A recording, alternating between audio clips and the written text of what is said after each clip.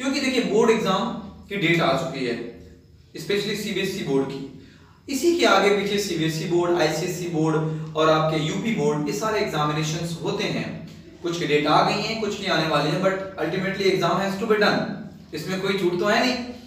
तो आज की इस वीडियो में हम आपके साथ अपना तजर्बा, अपना एक्सपीरियंस शेयर करते हुए बताएंगे, और आपको किताबी बात नहीं बताएंगे, वो बताएंगे जो हमने यूज किया और रिजल्ट उसकी वजह से हमें मिला। आपको भी वो टिप्स और वो खास बातें बताएंगे जिसको यूज करके आप अपनी स्टडी को उस लेवल की बना सकते हैं कि आप बहुत अच्छे मार्क्स, इवन 90% से ज्यादा नंबर आप ला सकते हैं अपने एग्जामिनेशन में। तो चलिए देखते हैं वो खास टिप्स क्या हैं।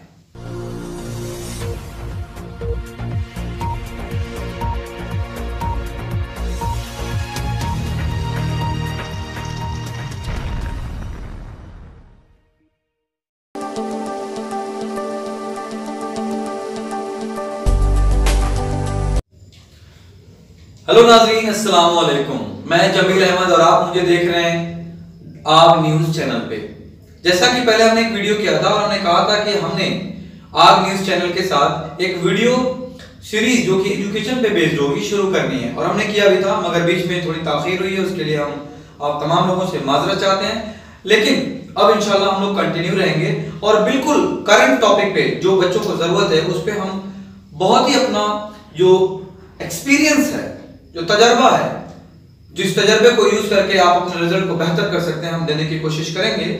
तो आइए देखते हैं कि वो कुछ खास टिप्स क्या हैं। क्योंकि देखिए बोर्ड एग्जाम की डेट आ चुकी है, स्पेशली सीबीएसई बोर्ड की। इसी के आगे पीछे सीबीएसई बोर्ड, आईसीएसई बोर्ड और आपके यूपी बोर्ड, ये सारे एग्जामिनेशंस होते हैं। कुछ की डेट आ गई है, कुछ की आने वाली है, but ultimately exam has to be done. इसमें कोई छूट तो है नहीं। तो आज की इस वीडियो में हम आपके साथ अपना तजर्बा, अपना एक्सपीरियंस शेयर करते हुए बताएंगे, और आपको किताबी बात नहीं बताएंगे, वो बताएंगे जो हमने यूज किया और रिजल्ट उसकी वजह से हमें मिला।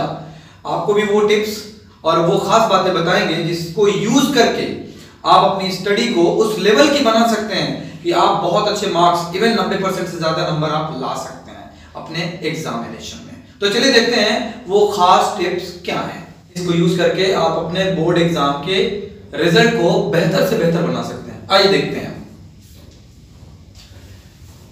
सबसे पहली बात यह होती है कि जब बोर्ड एग्जाम आता है या पढ़ने के लिए सोचते हो, इतना ज्यादा सिलेबस, इतने ज्यादा सब्जेक्ट, कैसे पढ़ाई करें?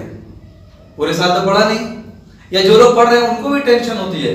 तो शुरू कैसे करें? द बिगेस्ट थिंग, आप बिजनेस शुरू करिए, कुछ भी शुरू करिए, सबसे टफ होता है शुरू करना। शुरू कैसे करें? तो बस मैं आपको बता रहा हूं, शुरू करने का बेस्ट तरीका है कि आप कम से कम घंटे से शुरू करिए। 1 घंटे से शुरू करिए, 15 मिनट से शुरू करिए, शुरू तो करिए। और आप अपने आप से वादा करिए, दोस्त हो तो उनसे, घर में कोई हो तो उनसे आप कहिए कि आज मैं 1 घंटा पढ़ूंगा बैठ के। इससे क्या होता है कि जब आप लोगों से कहेंगे तो आप पे ये जिम्मेदारी आयद हो जाती है कि आपने वादा किया है तो इस बात को आपको निभाना है। आप 1 घंटा कहेंगे, 45 मिनट पढ़ेंगे, आधा घंटा पढ़ेंगे, शुरू तो हुआ ना। तो बस शुरू करिए, 15 मिनट से, 20 मिनट से, आधे घंटे से, जस्ट स्टार्ट, और उसको धीरे धीरे धीरे धीरे बढ़ाते रहिए। तो बेस्ट तरीका क्या है शुरू करने का? कि बस शुरू करिए। 1 क्वेश्चन लगाइए, 2 क्वेश्चन लगाइए, लेकिन शुरू करिए। तो पहला पॉइंट क्या था कि कैसे शुरू करें, हाउ टू स्टार्ट। तो मैंने बहुत सिंपल वे में बता दिया आपको कि बस अगर शुरू नहीं किए तो शुरू करिए, और देखिए कि कितना सिलेबस है, वो हम अगली वीडियो में कभी हम आपको बताएंगे, टाइम टेबल कैसे सेट करते हैं। लेकिन अभी क्या है, इस स्टडी को आप शुरू करिए। कोई भी एक सब्जेक्ट उठाइए और उसके बिल्कुल पहला चैप्टर, दूसरा चैप्टर, जहां आप कंफर्टेबल फील करते हो, आप उसको पढ़ना शुरू करिए। जब आप शुरू करेंगे तो आपको मुश्किलें और परेशानियां आनी शुरू हो जाएंगी। भाई जो काम करता है उसी को डाउट होता है, परेशानी उसी को होती है। तो जब आप शुरू करेंगे तो डाउट आपको आने शुरू हो जाएंगे। ऑब्वियस है, इसमें कोई बड़ी बात नहीं है, हर किसी को डाउट आते हैं, आपको भी आएंगे। उन डाउट्स को कलेक्ट करिए, ठीक है? उन डाउट्स को कलेक्ट करिए। Go to your book, go to your notes. अगर आप अपने टीचर के टच में हो तो अपने टीचर के पास जाइए, उन डाउट्स को पहले क्लियर करिए, उसके बाद आगे बढ़िए। क्योंकि आप पढ़ते जाएंगे, डाउट्स क्लियर करते जाएंगे, तो लास्ट में जाते जाते बहुत सारे डाउट्स हो जाएंगे। नहीं, डाउट्स की दुकान मत लगाइए। आप 1 घंटा पढ़िए, 2 घंटा पढ़िए, डाउट्स को क्लियर करिए और टीचर से जाकर कि सर ये चीज नहीं क्लियर हो रही है, मुझे आज ही बताइए, या टीचर से अपॉइंटमेंट लेके आप उस चीज को क्लियर करिए। जितना पढ़िए सॉलिड पढ़िए, पढ़ के दिमाग में पूरा इकट्ठा मत करिए, जितना पढ़िए क्लियर पढ़िए, ठीक है ना। आइए दूसरे टिप्स पे चलते हैं। कितने घंटे पढ़ें? अरे ये चीज तो आप इंटरनेट पे जाएंगे, सिर्फ आप लिखिए कितने घंटे, अपने आप को लिख के दे देगा। इतनी ज्यादा सर्च क्वेरी है ये, कितने घंटे पढ़ें। देखिए बहुत सारे लोग आपको बताते हैं कि कितने घंटे पढ़ें। एक चीज और है कि अगर कोई आदमी आपको बताता है कि कितने घंटे पढ़ने हैं, कैसे पढ़ने हैं, 90% से ज्यादा नंबर कैसे आएंगे, बहुत सारे लोगों की वीडियोस हैं। मैं ये नहीं कहूंगा कि किसने गलत बताया, कितने सही, सबने अपना तजर्बा आपसे शेयर किया है। लेकिन मैं एक चीज जरूर कहूंगा कि कहने वाला आदमी पहले किया होता है तो उसकी बात ज्यादा असरदायक होती है। तो हम आपको बता रहे हैं कि हमने जो आपको बताने जा रहे हैं ना, ये हमने खुद किया है। क्या किया है? हमने खुद किया है। कुछ एग्जाम्पल हम आपको दिखाने वाले हैं, जैसे आप खुद देखिए,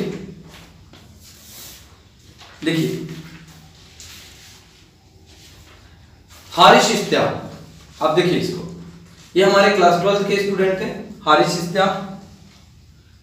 लास्ट ईयर ये फातिमा के स्टूडेंट थे, हमारे इन्होंने कोचिंग किया, हमारी बताई हुई बातों को इन्होंने फॉलो किया और इनका देखिए 90 से ऊपर जो है रिजल्ट आया। आईसीएसई बोर्ड से थे, फातिमा के स्टूडेंट थे ये, ठीक है ना। ये फातिमा के स्टूडेंट थे, इन्होंने हमारी बात को माना, रिजल्ट दिया इन्होंने। दूसरी एक स्टूडेंट हैं, आप देखिए, ये हैं अनुष्का तिवारी, ये डॉन बॉस्को की स्टूडेंट हैं, ये हमारे कोचिंग की थी। इनका भी देखिए 90 से ऊपर आया है परसेंटाइल। और मैंने शुरू में क्या कहा, ये बोर्ड एग्जाम के लिए टिप्स तो दे ही रहा हूं, जनरल टिप्स है आपके किसी भी एग्जामिनेशन के लिए। उसके अलावा आप देखेंगे कॉम्पिटिटिव एग्जाम में, ये देखिए इन्होंने एमयू क्वालिफाई किया, ठीक। अदिला तबस्सुम, अभी पिछले साल जो अभी एमयू का 10+2 हुआ है, इन्होंने अभी 10th रैंक हासिल की ह्यूमैनिटीज में। दूसरी है आपकी तजीन इब्राहिम, इन्होंने 42 रैंक ओबीसी में हासिल की है बायो ग्रुप में, ठीक है। तो मैंने क्या कहा, ये जनरल टिप्स हैं, आप इसको यूज करके अपने board exam as well as competitive exam को सुधार सकते हैं। तो क्वेश्चन क्या था, कितने घंटे पढ़ें? देखिए दोस्त, किसी को देख के कभी अपनी पढ़ाई को तय मत करिए कि आपको कितने घंटे पढ़ना है। सही बात तो यह है कि आप अपनी परख कीजिए कि आप कितना खा के डाइजेस्ट कर पा रहे हैं। घंटे मत गिनिए, 1 घंटे पढ़िए। 1 घंटे जो पढ़े हैं ना, उसको पढ़ने के बाद आंख बंद करके लेट जाइए, इसको कहते हैं रिकॉल टेक्निक। और उसको रिकॉल करिए आंख बंद करके कि जो मैंने पढ़ा था, आंख बंद करने के बाद, कॉपी किताब बंद करने के बाद, क्या वो मेरे ज़हन में आ रहा है या नहीं, सोच पा रहे हैं या नहीं, उस चीज को रिवाइज कर पा रहे हैं नहीं। ये बेस्ट तरीका होता है पढ़ाई करने का। इसकी मिसाल मैं आपसे दूं, आप बाइक लेके गए पेट्रोल टंकी पे, आपने कहा भैया टंकी फुल कर दीजिए, उसने पेट्रोल डाल दिया, जब आप किक मार रहे हैं तो स्टार्ट ही नहीं हो रही है। तो ऐसे पेट्रोल से कोई फायदा नहीं है ना। आप पढ़ते जा रहे हैं 8 घंटा 10 घंटा, घर वाले खुश हैं, अरे बेटा तो 8 घंटा पढ़ रहा है, लेकिन जब आप आंख बंद कर रहे हैं तो कुछ याद ही नहीं आ रहा है, सब मिल गया नहीं। आप 45 मिनट 1 घंटे से ज्यादा चेयर पे मत बैठिए। जितना पढ़ते हैं अगले 15 मिनट में आंख बंद करके सोचिए कि वो आ रहा है कि नहीं। 5-6 घंटा कोई शर्त नहीं है रिजल्ट ले आने के लिए, समझ रहे मैं क्या कह रहा हूं। 5-6 घंटा 8 घंटा कोई शर्त नहीं है। 3 घंटा पढ़ के अगर आप उसको याद रख पा रहे हैं तो वो आपके लिए बेस्ट है, ठीक। तो मैंने शुरू में कहा था 1 घंटे शुरू करिए, 2 घंटे शुरू करिए। आप अपनी कैपेसिटी नापिए कि कितना पढ़ के याद रख पा रहे हैं, घंटे की कोई शर्त नहीं है, ठीक। अगर इस चीज को आप बढ़ाते जा रहे हैं तो आप जितना पढ़ें, 5 घंटे 6 घंटे आप जितनी स्टडी कर लें। लेकिन एक बात याद रखिएगा, कोचिंग जाना, स्कूल जाना ये स्टडी में काम नहीं है। वहां से तो आप बोझ लेके आते हैं। आप फ्रेश होके अपने टेबल कुर्सी पे बैठ के कितना आप स्टडी करते हैं वो काउंट होगा। 2 घंटा 3 घंटा 4 घंटा, राइट। तो आपको समझ में आया ना। आप खुद अपना तज्जिया करिए, एनालिसिस करिए कि आप कितना पढ़ के याद रख पा रहे हैं, ठीक है। प्रैक्टिस करिए बार बार, ठीक है। अगला क्वेश्चन है कि पढ़ा हुआ कैसे याद रखें। देखिए ये कुदरती चीज है, अगर हमारा दिमाग हर चीज को याद रखता तो हम पागल हो जाते। आप जानते होंगे बायोलॉजी पढ़ने वाले, साइंस पढ़ने वाले, कि जब हम कोई चीज एक बार पढ़ते हैं, सुनते हैं, तो हमारे जहन में उसको याद करने की एक टेम्पररी मेमोरी क्रिएट होती है डीएनए के रूप में। हमारा दिमाग कहता है कि अगर इसका इंपॉर्टेंस होगा तो बार बार इसको याद किया जाएगा, तो हम इसको परमानेंट कर लेंगे। लेकिन जब हम उसको बार बार याद नहीं करते तो हमारा ब्रेन उसको डिलीट कर देता है कि ये फालतू है, गार्बेज है ये। आप जब एक बार कोई चीज पढ़ते हैं या टीचर पढ़ाता है और आप जाकर रिवाइज नहीं करते हैं उसको, तो ब्रेन उसको भुला देता है। इसलिए टीचर आपसे बार बार कहते होंगे क्लास में कि आज जो पढ़ाया जाके रिवाइज कर लीजिए, सोते समय पढ़िए और सो जाइए। तो आप प्लीज अपनी पढ़ी हुई चीजों को पहली बार क्लास में पढ़े, उसी दिन जाके रिवाइज करिए। 2 दिन बाद, 3 दिन बाद, हफ्ते में 2-3 बार उसको रिवाइज कर लीजिए, पक्का हो जाएगा। और एक चीज खास बात बताऊं आपको, आप थक के स्टडी करते करते आप बोझ मत बनाइए पढ़ाई को। आप पढ़ते पढ़ते थक गए ना, स्कूल से आते 1-1.5 घंटा सोइए, नींद प्रॉपर लीजिए। सो के उठने के बाद ना याददाश्त करने की जो कैपेसिटी है वो ब्रेन की बढ़ जाती है। तो आप जरूर स्नैप लें। ये नहीं कि सो गए 5 घंटा, आधा घंटा, 1 घंटा आप आराम करें, ब्रेन को आराम दें, चीजें याद रहेंगी आपको। और भूलना कोई बीमारी थोड़ी है, इंसानी फितरत है। और जो चीज कॉमन हो वो प्रॉब्लम थोड़ी होती है। तो ये जो सबके साथ है, पढ़ते हैं भूल जाते हैं, लेकिन याद कौन रखता है? जो उसी की जिंदगी जीता है, जो उसी को सोचता है।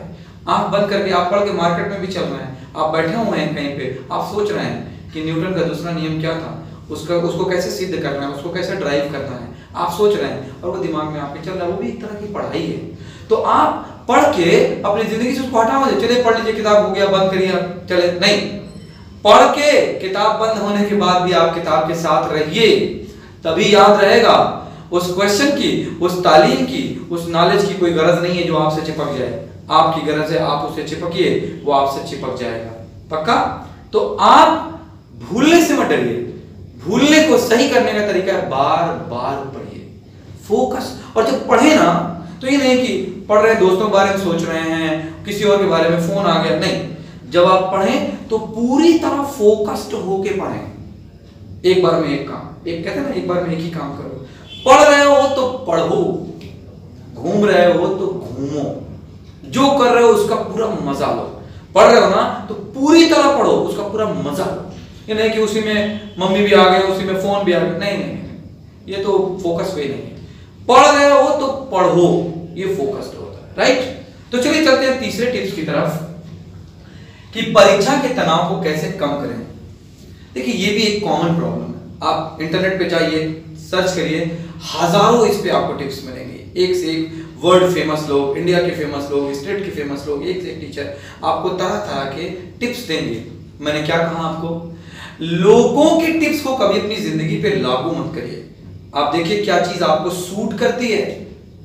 किसी ने कुछ कहा ऐसे, धीरू भाई अंबानी की स्टोरी पढ़ लीजिए, लेकिन क्या आपकी लाइफ वैसी है? वैसा काम कर सकते हैं आप वो टिप्स लीजिए जो आपके लिए सुटेबल है।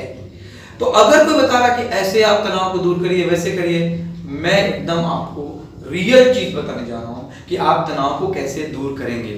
देखिए भाई, जो भी स्टूडेंट देख रहे हैं, जो भी गार्जियन देख रहे हैं, परीक्षा की टेंशन जितना आप ले रहे हो ना, उसका 50% पढ़ लो, परीक्षा में अच्छे नंबर आ जाएंगे। टेंशन जितने परसेंट ले रहे हो उसका 50% पढ़ लीजिए, आपके नंबर अच्छे आ जाएंगे।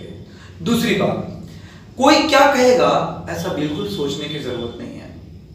कोई क्या कहेगा, कितने नंबर आएंगे, क्यों?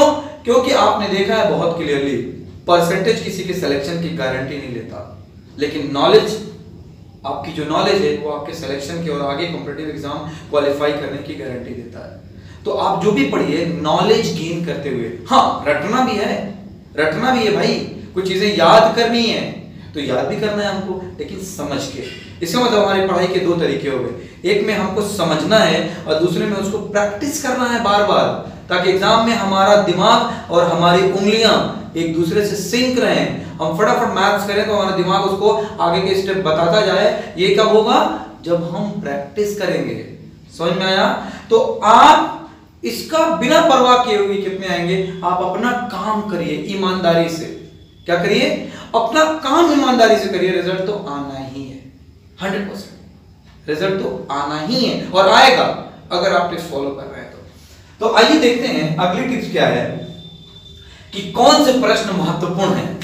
ये तो बड़ा ही एक कह लीजिए कि वायरल सा क्वेश्चन है कि कौन से क्वेश्चन सर कोचिंग में पूछते हैं, सर इंपॉर्टेंट क्वेश्चन बता दीजिए। ये कौन बच्चे पूछते हैं, जो बच्चे लास्ट में पढ़ने आते हैं। लेकिन ऐसा नहीं है, पुराने बच्चे जो शुरू से पढ़ते हैं वो भी, उनकी भी ये जिज्ञासा होती है कि इंपॉर्टेंट चीज पता लग जाए तो मैं टू द पॉइंट पढ़ूं, और होता भी है। हम सबकी ये जिज्ञासा होती है कि इंपॉर्टेंट पता लग जाए। बच्चों इसके लिए बस एक ही सीधी सी टिप्स है, क्या है, पिछले 10 साल के पेपर उठाइए। क्या उठाइए, पिछले 10 साल के पेपर उठाइए और एक एक क्वेश्चन से गुजर जाइए। क्या करिए, पिछले 10 साल के अपने बोर्ड के पेपर उठाइए और एक एक क्वेश्चन से गुजर जाइए। 80 से 85% क्वेश्चन उसी में से आने हैं आपको। सिलेबस वही है भाई। टीचर क्या बनाएगा, जो एग्जामिनर है वो क्या बनाएगा, चीजों को घुमा के पूछेगा। क्या पूछेगा, चीजों को घुमा के पूछेगा और क्या पूछेगा आपसे। लेकिन अगर आप उसको वेरियस, आप देखिए 10 साल में उसी एक टॉपिक को देखिए कितनी बार पूछा है तो रिपीट हो ही जाता है। तो आप प्रीवियस ईयर पेपर उठाइए और 10 साल के पेपर कर जाइए। अभी टाइम है, अच्छा खासा मेन एग्जाम है, तो एक एक क्वेश्चन के गो थ्रू जाइए। फंसता है तो अपने टीचर के पास जाइए, मेरे यहाँ पढ़ते हैं तो मेरे पास आइए। लेकिन 10 साल का सॉल्व करना पेपर एकदम जरूरी और जरूरी है। अदरवाइज कोई क्वेश्चन आ गया जो आपकी नजर आपकी नजर से नहीं गुजरा है, आप प्रॉब्लम में आ जाओगे। और देखिए, जब किसी भी चैप्टर को आप पढ़ते हो ना तो उसके चैप्टर में मैक्सिमम 2 से 3 बड़े क्वेश्चन बनेंगे। और जब उस 2 से 3 क्वेश्चन को आप समझते हो और उसकी गहराई को समझते हुए उसके स्टेप को क्लियर कर लेते हो तो उसी में से छोटे क्वेश्चन बनते हैं। बच्चे क्या करते हैं, 1 नंबर का अलग तैयार करते हैं, 2 नंबर का अलग तैयार करते हैं। नहीं नहीं नहीं नहीं, उस क्वेश्चन की समरी को पढ़िए। कहानी अगर आप किसी फिल्म की समझ गए ना, पूरी स्टोरी आपको पता है तो आप बीच बीच के क्वेश्चन बता सकते हैं। तो आप चैप्टर की समरी को बहुत अच्छा पढ़िए और फिर उसमें जो डेरिवेशंस खास तौर से हैं, जो स्टेप बाय स्टेप होते हैं, उसको आप बार बार करिए, याद हो जाएंगे। तो हर चैप्टर के 2 से 3 बड़ी क्वेश्चन को तैयार करिए, उसी में से छोटे क्वेश्चन निकाल आएंगे। और 10 साल का आप पेपर करके देख लीजिए, उसी में से छोटे क्वेश्चन हो जाते हैं। क्लियर। तो 10 साल के पेपर बहुत बहुत इंपॉर्टेंट है। और उसके बाद एक बहुत इंपॉर्टेंट चीज है, वो क्या है कि सीबीएसई अपने बोर्ड एग्जाम से हर साल पहले सैंपल पेपर अपनी वेबसाइट पे रिलीज करता है, हर साल। अब जाके देखिए, पुराने ईयर का भी पेपर मिल जाएगा आपको। तो इस बार भी सीबीएसई अपना सैंपल पेपर रिलीज करेगा। सैंपल पेपर रिलीज करके सीबीएसई क्या बताता है, वो ये बताता है कि इस बार हमारे पेपर का पैटर्न ऐसा रहेगा। हम किस यूनिट से क्या पूछने वाले हैं ये नहीं, हम किस यूनिट से कितने नंबर का पूछने वाले हैं ये आपको सैंपल पेपर में सीबीएसई डिक्लेयर कर देता है। तो आपके सामने एक क्लियर कट पिक्चर आ जाती है ना कि किस चैप्टर से कितने नंबर का क्वेश्चन आएगा। वेटेज क्लियर है, उस चैप्टर पर उतनी मेहनत करिए। एक चैप्टर है बड़ा है, 2 ही क्वेश्चन आने हैं 2 नंबर के, उसको उसी हिसाब से पढ़िए। एक चैप्टर जिसमें से 7-8 क्वेश्चन आने वाले हैं, 6 क्वेश्चन आने वाले हैं, तो उसको ज्यादा टाइम दीजिए, उसको डेप्थ से पढ़िए। क्लियर ना। तो सीबीएसई सैंपल पेपर को जरूर और जरूर देखिए। लास्ट क्वेश्चन आज के बाद आता है कि परीक्षा में अपने परिणाम को कैसे सुनिश्चित करें। How to ensure your exam result the best way. बहुत कम बच्चों को पता है और यहाँ बहुत सारे स्कूल्स में मैं जाता हूँ, टीचर्स को नहीं पता है, इवन मैनेजमेंट को नहीं पता है। मैं आपको बताऊं, हर साल के एग्जाम के बाद, हर साल बोर्ड के एग्जाम के बाद सीबीएसई जो मार्किंग स्कीम होती है ना वो अपनी वेबसाइट पे अपलोड करता है। मैं थोड़ा सा आपको मार्किंग स्कीम के बारे में बताता हूं। देखिए, मार्किंग स्कीम क्या है। कई बार आप देखते होंगे बच्चों से आप सवाल पूछते हैं तो बच्चे को सवाल नहीं आता तो उसी के इर्द गिर्द लिखता रहता है। नहीं, सीबीएसई बिल्कुल ये पसंद नहीं करता। सीबीएसई को टू द पॉइंट आंसर चाहिए। तो सीबीएसई क्या करता है, जब पेपर बनाता है ना तो उसी के साथ अपने हर कॉपी चेक करने वाले टीचर को उस सब्जेक्ट का और उस पेपर का एक स्कीम दे देता है प्रिंटेड। और क्या कहता है कि क्वेश्चन नंबर 1 का आंसर अगर मान लीजिए कि आपका डीएनए है या डायोड है, तो आप अगर डायोड या डीएनए लिखे हैं तो आपको आंसर मिलेगा, उसके बारे में कुछ भी लिखे हो आपको आंसर नहीं मिलेगा। स्टेप 4 नंबर का क्वेश्चन है, सीबीएसई मार्किंग स्कीम में ये क्लियर कर देता है कि 4 नंबर का क्वेश्चन है, न्यूमेरिकल है मान लीजिए, सीबीएसई कर देता है, उसमें एकदम क्लियर बता देता है कि ये क्वेश्चन 4 नंबर का है, अगर इसमें बच्चे ने फॉर्मूला लिखा है तो 1 नंबर दे दीजिए, बच्चे ने सही वैल्यू पुट अप करी है 1 नंबर दे दीजिए, बच्चे ने कैलकुलेट करने में कुछ लेवल तक सही किया है आधा नंबर और दे दीजिए, फाइनल जाकर बच्चे ने कैलकुलेशन की वजह से आंसर गलत कर दिया है, पूरा नंबर मत काटिए, आधा नंबर काट लीजिए। ये स्टेप पूरे क्लियर होते हैं, तो टीचर भी अपने मनमानी कॉपी चेक नहीं कर सकते। समझ में आ रहा है मैं क्या कर रहा हूं? तो मार्किंग स्कीम देखिए कि किस तरह से आप लिखेंगे तो आपको कितना नंबर मिलेगा और किस तरह के सवाल में आपको कितना लिखना है।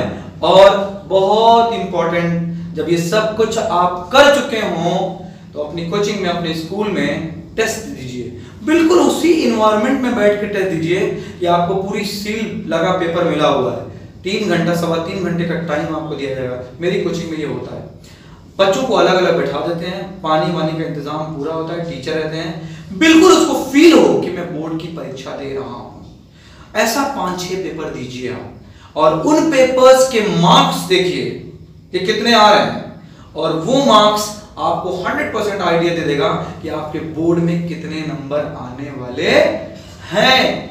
उसी के आसपास आप रहेंगे और टारगेट अगर आप अपना 95% चुन रहे हैं तो 90% आएगा। आपने टारगेट ही 70 चुना है तो 65 आएगा, 60 आएगा। तो टारगेट बड़ा रखिए, क्योंकि जब आप टारगेट बड़ा रखेंगे तो आप मेहनत ज्यादा करेंगे। ऑब्वियसली मेहनत का कोई तोड़ नहीं है, मगर मेहनत, अब देखिए हल चलाने वाला बंजर जमीन पे हल चलाए तो फसल नहीं उगेगी ना। तो हल कहाँ चलाना है इसका चुनाव करना बहुत जरूरी है, जरखेज मिट्टी का चुनाव करना बहुत जरूरी है। तो आपको भी अपनी मेहनत कहाँ करना है, किस तरह करना है, इसको जानना बहुत जरूरी है, जो कि हमने आपको इस वीडियो में ऐसे टिप्स बताया है।